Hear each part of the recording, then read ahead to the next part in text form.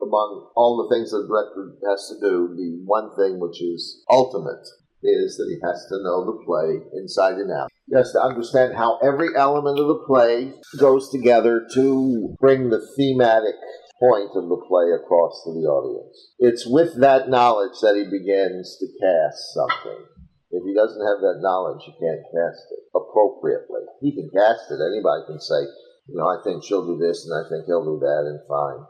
What's the difference, for instance, in Romeo and Juliet if you cast a beautiful girl and a very handsome young man, or an average young girl and an average young man?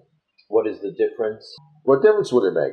Well, the first thing that pops into my mind is if they are average looking, I think in some sense it might pop the audience out of the play a little bit, because they're going to start questioning, why is Romeo going on about how beautiful this woman is? Well, that's what people do when they're in love anyway. Lots of times you hear people, somebody I'm thinking of now, used to talk about how sexy this girl was. Mm-hmm. You didn't see it, huh? I couldn't see it. Uh-huh. But he was the one sleeping with her, so, it was important to him. Yeah. Again, the whole idea of the theater is to pull the audience into the story and thus pull them into the metaphor.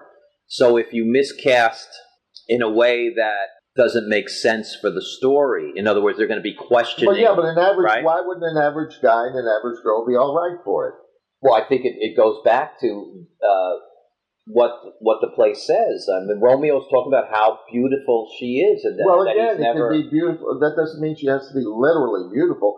And by the way, an average girl can look very good. Mm-hmm. I'm not saying that you should cast a toothless ogre for both of them. Yeah. But just an average person.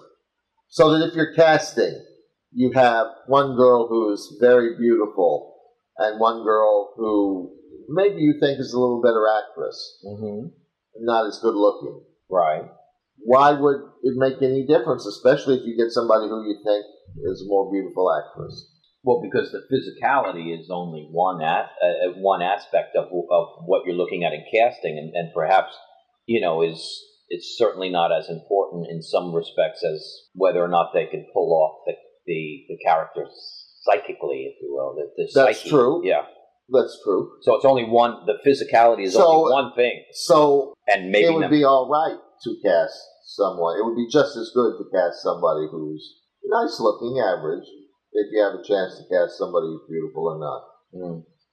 Well, I think what you're looking for is someone who's beautiful, who also is fantastic as an actress. Yeah, so exactly. That's the right thing to cast. Then, if you get stuck in that. But why does she need to be beautiful if she's playing Juliet? It's a tragedy for anybody's two children who go through this. Yeah. Other than what I've mentioned already, that the play... It has to do with understanding an element of the play. Right, okay. I thought it had to do with what the characters say. The dialogue itself describes Juliet as being so beautiful. That's fine. But again, that's beauty's in the eye of the beholder. Mm-hmm. So that if a character says it, it doesn't mean it's true. And by the way, one of the things that we know from script analysis work is that you don't go by what a character says on face value. Right, no, anyway. But since beauty is in the eye of the beholder, don't you want at least the majority of your audience in agreement? This is, what I mean? Yeah, that's true. Yeah, that's true. But it's essentially this: if this tragedy happens in spite of all of the good graces of the two most perfect children in the town, it's an elevated tragedy. In other words, their lives should have been perfect. So they have everything going for them, including beauty? Yes. And therefore, when that person falls, it's a much longer fall than if it's just an average person of average intelligence. Tragedy happens to fall. So it goes So back that to the author has made them. yeah, Romeo is the perfect. he's the best kid of the whole group. Right. He's the handsomest, he's the most sensitive, he's the most... In the entire community. Well, of the Montagues. Yeah. Juliet. Verona, anyway. Juliet is the most beautiful person that he could possibly marry of the Capulets or any of the other people in town. Mm-hmm. So that when this thing that happens to them happens because the idiocy of the warring families, not because that they did anything wrong, but because of the idiocy of the warring families. And if it can happen to the perfect ones, it's a greater tragedy. So your audience will look at her and they will not say intellectually, oh, she is very beautiful. I hope nothing bad happens to her. But they respond to her. She is special. And the more special that she feels, the greater the tragedy when she's dead at the end. Same with Romeo. Everybody in the audience will get that he's the perfect young man in a lot of ways. It reminds me a little bit. But they won't know they're getting it. Right. Right. They will be getting it subconsciously. Now, if you cast someone else for that, who does not fulfill that sense of elevated beauty and perfect young boyishness, whatever that would be, then the fall is not the same thing. Right. So it is important that you know everything that the play says, know how everything in the play works, for you to be in the position to say, yes, she's terrific, but I can't use her.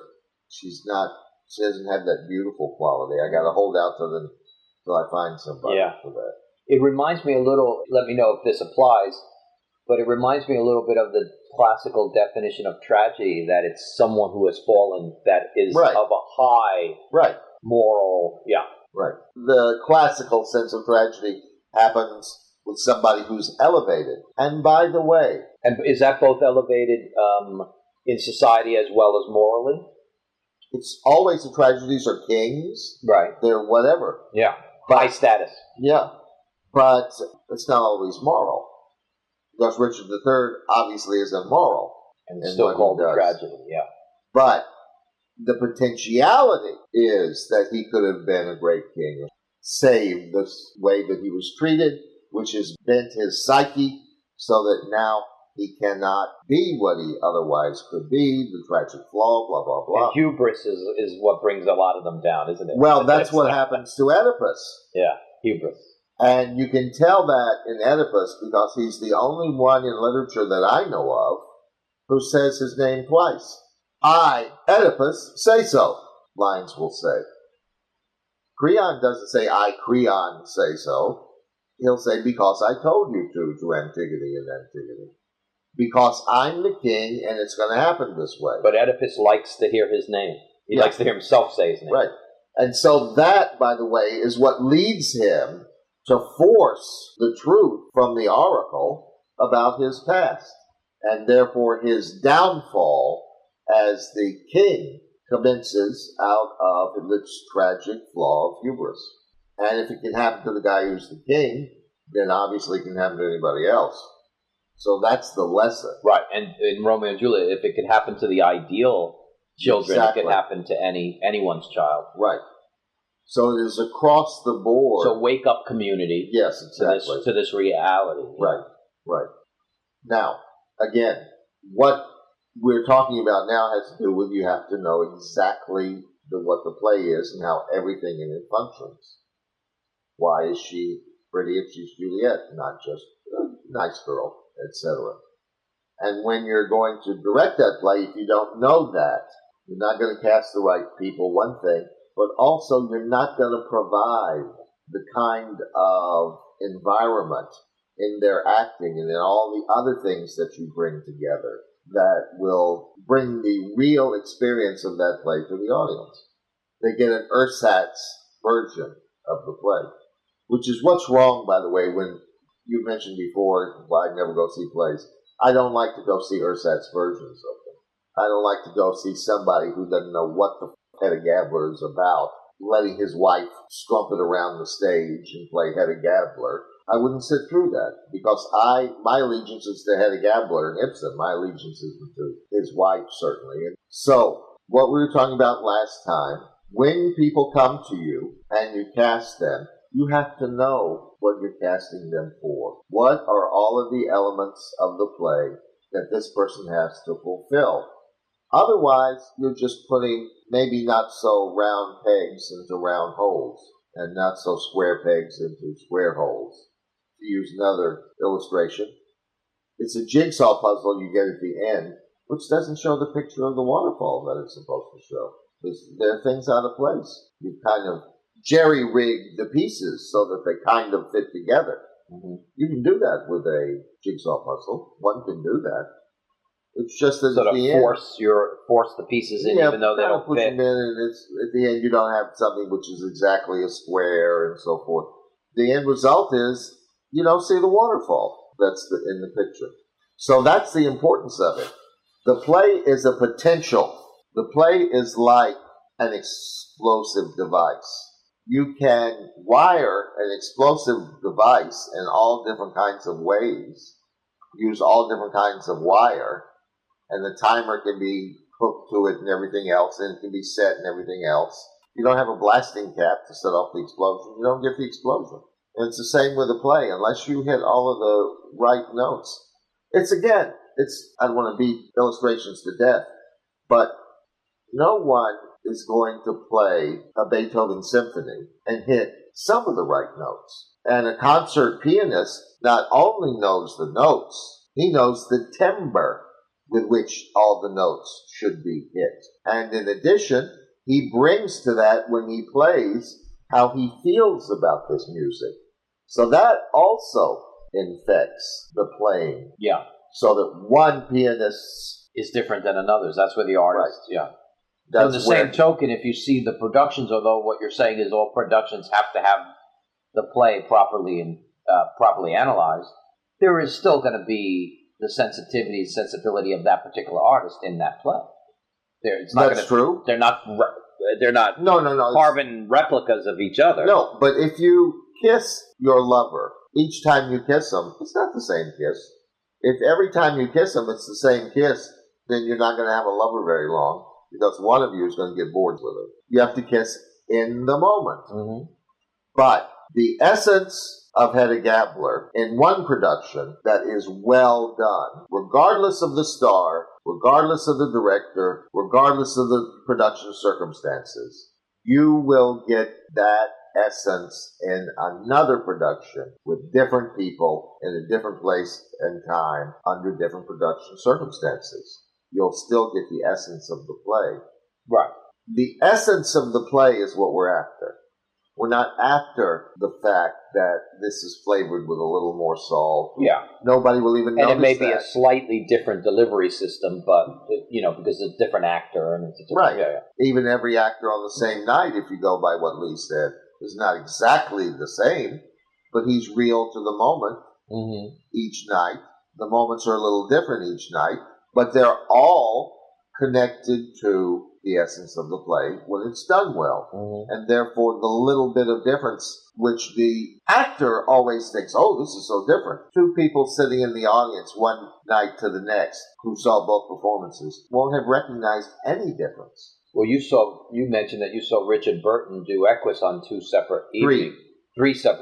So you were able to compare his work, in all three. No, he was the same, except he was different. Yeah, exactly. The essence was, it was a great performance all three times I saw it, but it wasn't a repetitive performance. I don't know what the differences were, certainly not after this long time, but I didn't know what the differences were then. He just took me in. Yeah, you were never disappointed. The second time you were not disappointed and say, oh, it affected me more the first time or the third time. Exactly. No. So, although an actor or actress or director or production circumstances will be different, it makes no difference if they all realize the final result. Okay. One of the things we have to talk about in casting is where do you start? Who do you start with? Well, I would start with the central character. And why? We discussed that everything in the play that happens is connected to them. So therefore, exactly, you have to cast around them. Yes. Once you know who that is, then you start to see who the other people can be productively. Otherwise, it's just the other people could be Polonius or not. What difference does it make? Actors always have this, even professional actors in the movies, I've heard talk about this. They hate auditions. Why? Because they leave an audition thinking, they didn't think I was good enough. That's somebody who's never directed, obviously. Because when you're directing, sometimes the girl is an inch too short for your guy, or an inch too tall for your guy. You can't use her. If he's 6'2", right, the guy you're going to go with for Hamlet is 6'2", a little tall. You can't have a 5'2" girl. Because that will pull the audience out of the play. They'll start saying, oh, they look like Mutt and Jeff together. Well, that'll be an initial reaction, but they'll accept that. Well, what's it like when a 6'2" guy stands over and berates a 5'2" woman? Get thee to a nunnery. You start feeling like he's a bully. Yes. But if she's 5'8" and he's 6'2", then he's an angry lover who's been tricked, he thinks. Betrayed. It's different. He doesn't look like a bully. So therefore, when you know that scene is going to come up in the play, you can't cast a girl that short for a guy who's a foot taller. Because you can't have that scene later on look like he's a bully. So actors and actresses are wrong always when they think, oh, it was just because they didn't think I was good. No, you could have had a different eyes color.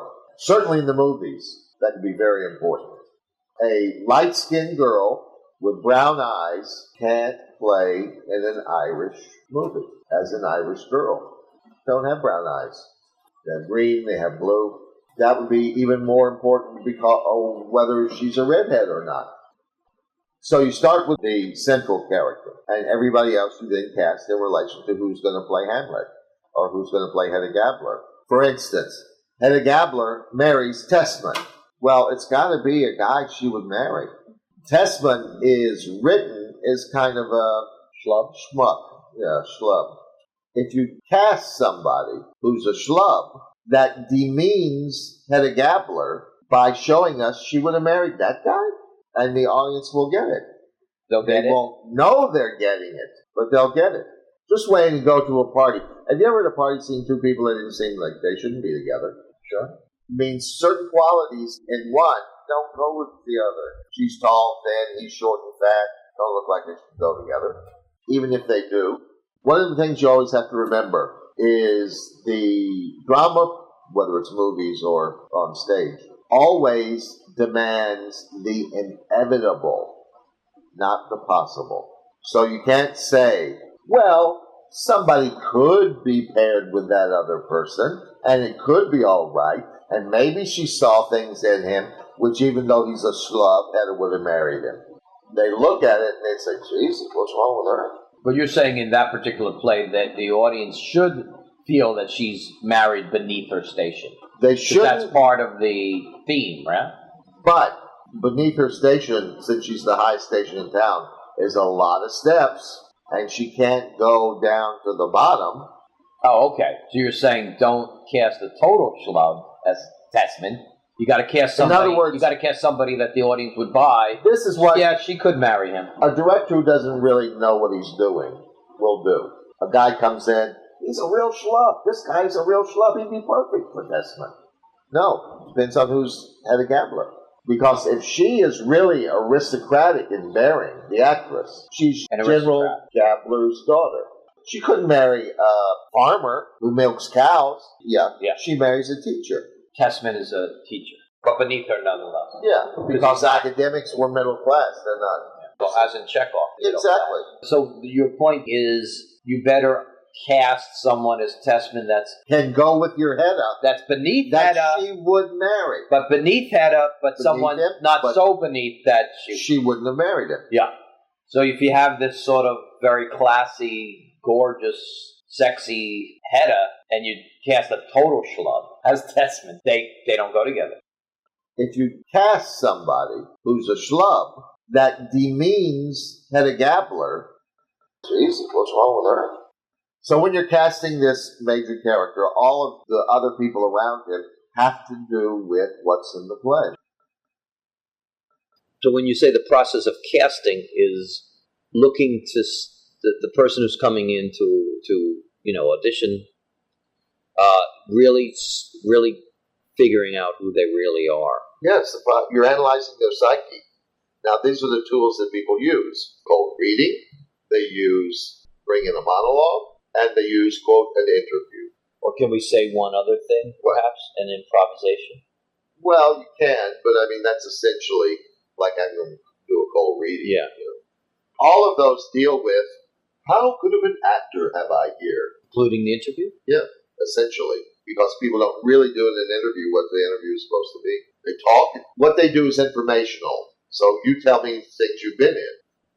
All four of those are a total waste of time unless you know what you're supposed to use them for. How well can he play this monologue? If he comes in and plays it very well, I probably don't want it. Why? Because when he comes in, he's going to be somebody who has this sense, I can play monologues all day long. He's going to have a certain sense about it. He's going to have a sense of, I know how this should be said, and I'm saying it. And by the way, by very well, I don't mean in our terms of acting. I mean in the general sense. I come in, you understand what it is, I don't forget my lines, I don't use any of the words stupidly in relation to what they mean, and I may even be playing the realities underneath when I say them, so if it's an ironic statement, I know it's ironic, and I'll say it and so forth like that. I'm not hiring him to do that play. I want him to do material he didn't even know yet. So all the things that he's exhibited, he's good at, are of no help to me. Who is he? That's of help. If he does an improvisation, that is only, is he free enough to work in, quote, what people think are improvisations that have absolutely, like Lee said, nothing to do with the actor. They're good for writers, but they're worthless for actors. Now you come into the room, she looks like she's pregnant, she's about to have a baby, and you're going to the hospital to see your wife who's also having a baby, and you get stuck in the elevator. What happens? And then they start talking to each other. Oh my God, my wife is, that's a writer's function. They're writing their lines. That's nothing to do with acting. And of course they then try to illustrate the lines that they're making up as they go. And that's fairly easy to do in a natural way because they haven't memorized those lines. And they're actually thinking up the words. But they're not living any of it. They're only thinking up the words. Now, you have them read from the play. That only tests, are they confident readers of material aloud? That's all it tells you. So if you want them to read out names in church, fine. These are the news items for our church. Yeah, have that guy go do it. They'll be able to stand before public and read out things off the thing and make sense of them and not look like an idiot. It has nothing to do with acting, any role in any play. What does? Who is inside? So when you started to cast plays for the company, you didn't have them read. I did it opposite. No, never. You didn't have them read from the material. You didn't ask them for. I picked the plays for the company. I knew who I had. Oh, but what about at the point where you said you did have to audition some people, pull people in that were not in the company? What about that? What did you do at that point? Everybody had brought in a monologue. Whatever the monologue, I'd give a line. So you asked for a monologue. Yeah, I did that because that's what generally is done. But you paid. If I said, "Come in, we will interview you," they come in trying to play the interview, trying to tell you things that will get you to cast them. In other words, they're an actor playing interview now. They're not just a person you're talking to, if that's all they're doing. So you would ask for a monologue, but only because that's where it's done. That's what it's done.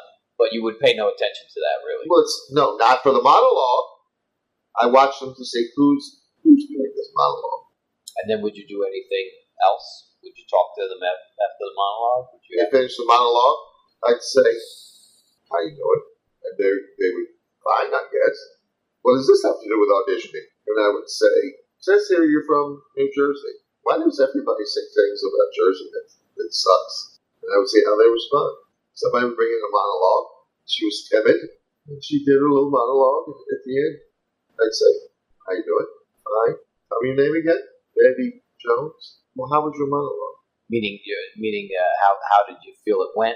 Right. You're asking them, yeah, and they'd be like, You're supposed to. I'm just supposed to do it. You're supposed. What am I going to see? First of all, I'm going to see, are they responsive to my questions? Are they willing to do what I asked them to do? And how responsive are they as an instrument? But are they willing to do what I asked them to do? Meaning, are they willing to answer the question? No, because later I'm going to say, look, you have to go kiss her. It's another woman. You have to kiss her. But when you say willing to do what I want them to do, what do you mean? Are they willing to answer the question? Yeah. Yeah. In other words, I tell them, if I ask them this question, how'd your monologue go? They won't answer. Then you say, well, wait a minute. She's not able to entertain that. And something, if she did something that was amusing, I would laugh. And I'd say, no, that's not what I mean. Not laugh at her. But I would allow her to see that I was responding to her. And then I would say, no. We all try. I'm an actor. I've acted before.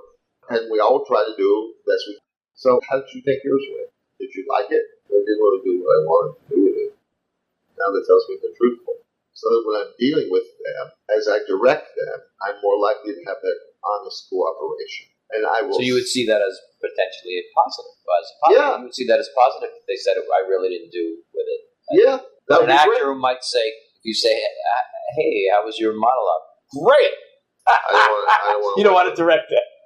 No, it's not because he's full of himself. It's because he's not truthful. He's not honest. And what I need him to be is truthful and honest in the play. Unless I have a character who's never truthful or never honest. What you're doing as a director, both in casting and in directing the people.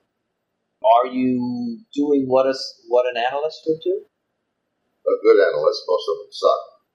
Because they get personally involved. And they think they're the important story, being your analyst. You're looking for why they're doing things. You're looking who are they inside? Are they? What do you want on?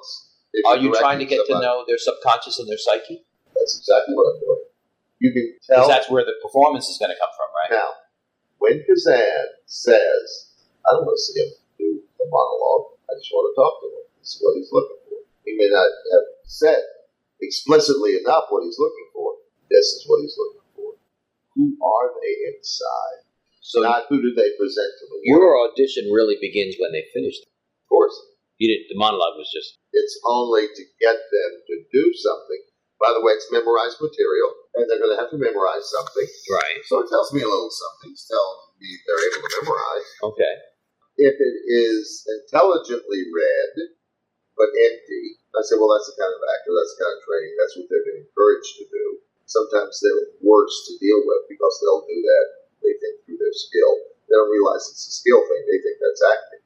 Worse to deal with than some they're alive already. And they're in the habit of doing that, so that's a hard habit to have to try to break them out of, right? Because I want them to be real.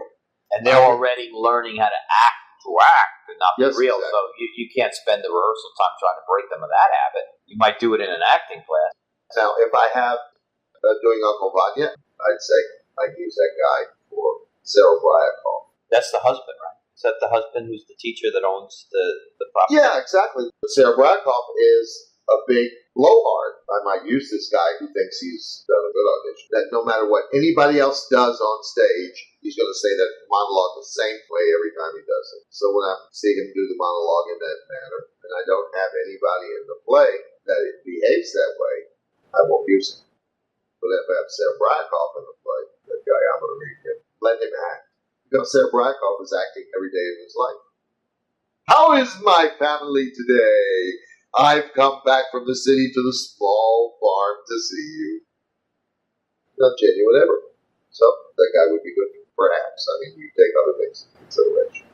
Yeah. So when you talk to them, there's nothing anybody writes on their resume if they said I did such and such with Olivier, or I did Kenneth Branagh's big movie of such and such, and had 3 starring parts, and all that's worthless, all that's meaningless, all that's bullshit. Which is why people pad their resume all the time, because unless you were in that production company that did that, you don't know whether he did that. And people always put on their resume, I was in such and such with somebody. and such. Yeah. You might very well have been in that with them and stunk the whole place up. So what difference does it make to me when you tell me you were in? And even worse when you put somebody sends you, this person will be good for your play. They send you that person.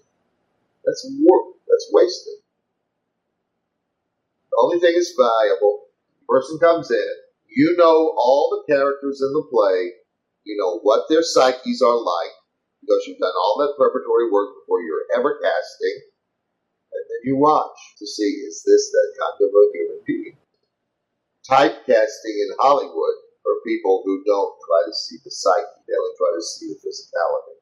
So they put George Hamilton. They put him in as leading man. He's a terrible leading man. Why would he be a terrible leading man? Because he is not concerned with what the woman wants ever. And a romantic lead, what you see in Cary Grant is a romantic lead. He's all about what she needs and what she wants. He's attuned to her. He's gracious to her. That's a leading man. So the physical looks of George Hamilton are right for a leading man.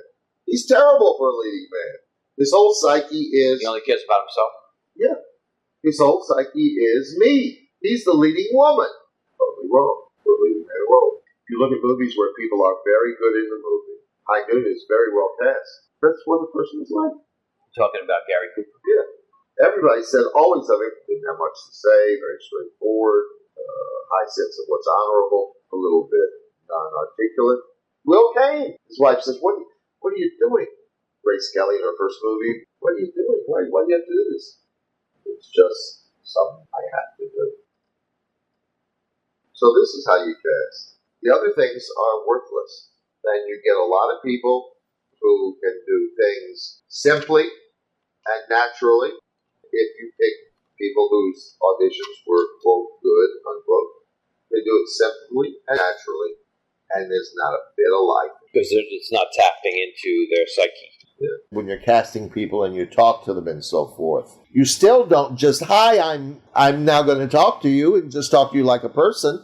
You watch everything they do analytically. Because it's through that you can cast them, because it's through their behavior that you'll see things that are inside them.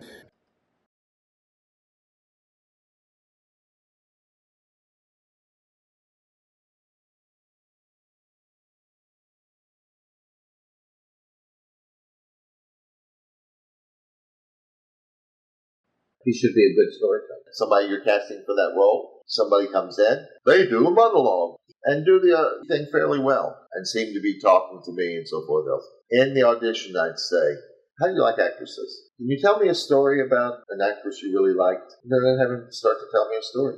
That would show me what kind of a storyteller he is. Mm-hmm. I wouldn't say, show me what kind of a storyteller you are, but I would say, I would ask him a question. Whatever came to my mind. There's a question I would like to see him talk about. Yeah. You wouldn't say, did you see anything interesting today? Or tell me about yourself? Or those kinds of idiotic questions. Because that's like saying, what do you know about American history? Mm-hmm. So you have to ask them a specific question that they will be able to respond to. So I want him to tell me a story. So I say, do you like actresses? Well, he's going to have a number of reactions. If he's been in plays with actresses, sometimes they're a pain in the ass. He'll have 4 or 5 different things that he's had experience of with actresses. And I say, tell me a story about an actor. Ask them a specific enough question. That's what I mean. You can't say, tell me about yourself, or what was the most interesting thing that happened to you today. Right. But I'm saying someone, let's say, who isn't a very good storyteller that you wouldn't want to cast. Right. Would hem and haw, despite the fact that you told them, tell me a story about an actress. Yeah. If you don't know how to tell a story, you can't do the role. It's just that simple. Or else we don't get the experience we're supposed to get. A person can't tell the difference between salt and sugar. They cannot be a cook. Yeah. People come in, whatever they ask, you tell them the truth. You think I did well? You can tell them the truth and not tell them. Right. You can say, I'm not going to talk about that now. I'm sorry. I don't mean to hurt your feelings. But I can tell you this. You don't know what I think by trying to read me now. I'm only auditioning. I'm not yet dealing with an actor. So you don't know what I think. Whatever they ask, they come and say, after my monologue, you talked to me, it seemed mean and intrusive. I didn't like it. I'm sorry, it wasn't my intention to do that. I know that the auditioning experience is a difficult experience. And so if it made you feel that way, I apologize. You always tell them the truth. Because if you're going to work with them, they have to trust you. And they can tell when you're not being truthful. They can tell when you're withholding. So even if you're going to withhold, you just tell them. Your thing as a director is you got to put somebody who can live in that character. And if they already live in that character, all the better. So that's what I'm talking about. You're talking about in casting, cast the right psyche to suit the psyche of the character. Yeah. Not does he look like he knows what to do on stage. Not does he look like he... Again, I am sure that James Dean would never have been cast in anything for his acting ability. He was cast for his raw psyche. And that Kazan knew that I can lead him through this and I can get him to display who he is, which is congruent with the character. And that's why in the movies, they don't have auditions. They see you in another movie. They see what you're like. So, you see what we're trying to deal with casting. You got to know exactly what has to be cast. In other words, what are the elements, central elements of the character which must be there? What are the other things which are important to be there? And that you have to get that out of the person's psyche, not out of their potential acting ability.